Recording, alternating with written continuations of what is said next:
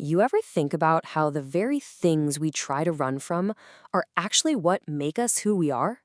Well, today, we're diving deep into the life philosophy of Matthew McConaughey, and we're going to unpack his powerful ideas on values, commitment, and what he calls the art of resistance. So let's just jump right in with a core idea from McConaughey himself. His whole point is that we're way too quick to give ourselves an exit strategy.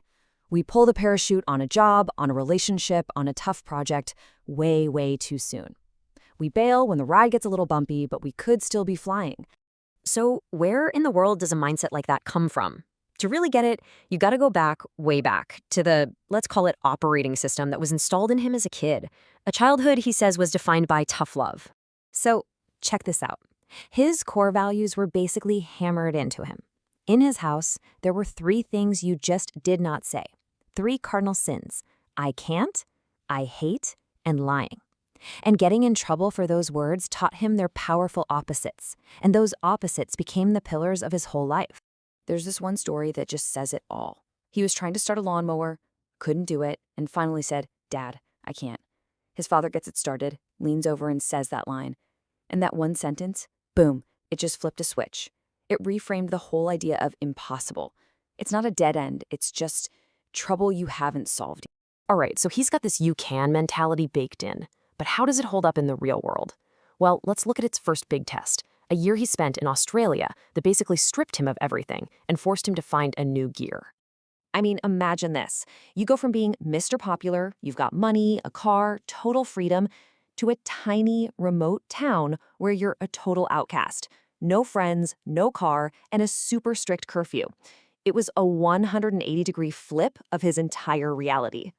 So what do you do when you're completely alone? You build your own world. He started running, went vegetarian, read poetry.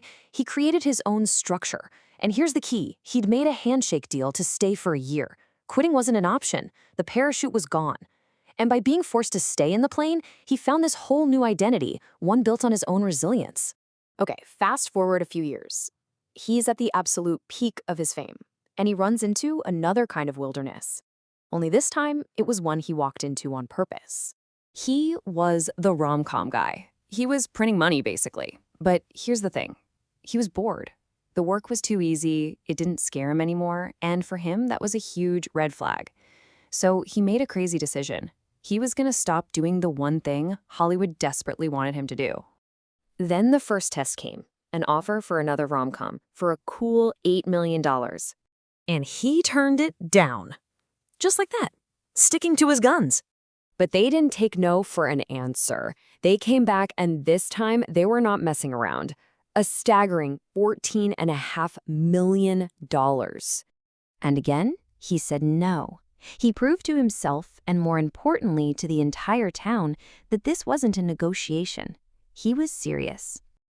And with that second no, the message was crystal clear. This guy is not for rent. He wasn't bluffing. And the funny thing is, by proving he couldn't be bought, he became infinitely more valuable. Now, this is where most people would have cracked. We're talking almost 2 years of silence, 2 years of Hollywood thinking he was done. But he held on. And then the floodgates opened. All these incredible, challenging, career-defining roles started pouring in. This whole story is just a perfect example of a philosophy he lives by, something he got from his dad, who always told him, don't half-ass it. He calls it the owner's mentality. It's this idea that you approach everything, a job, a relationship, anything, with the full-on commitment of someone who plans to own it forever. Think about it, right? When you own a house and the sink breaks, you fix it, you invest in it. But if you're just renting, you call the landlord, or maybe you just look for a new place. A renter is always looking for the exit. An owner is in it for the long haul. It's the difference between commitment and just not really caring. But here's the thing.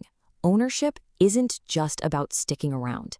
It requires a really big shift in how you see yourself in the world. It's about moving from being a spectator to being a player. He talks about this huge difference between being impressed and being involved. Being impressed is like being a fan in the stands. You're watching, you're cheering, but you're not in the game. Being involved, that's when you're on the field. You're engaged, you're present, you're part of the action. And that takes real courage. And at the end of the day, all of this, all these big ideas, they're all anchored to one thing: something he figured out when he was just 8 years old. He noticed that the men his dad really respected, the guys he was told to call sir, they were all one thing: fathers. And in his kid brain, that became the ultimate definition of success. Which brings us right back to where we started. This idea that struggle isn't the enemy, it's necessary. It's like gravity for your soul. You need something to push against to move forward. Without any resistance, you're just floating aimlessly. So that's the question I want to leave you with. Take a look at your own life. What's that resistance you're facing right now? Maybe it isn't just an obstacle. Maybe it's the very thing that's waiting to give you your shape, to give you strength, and to push you somewhere new.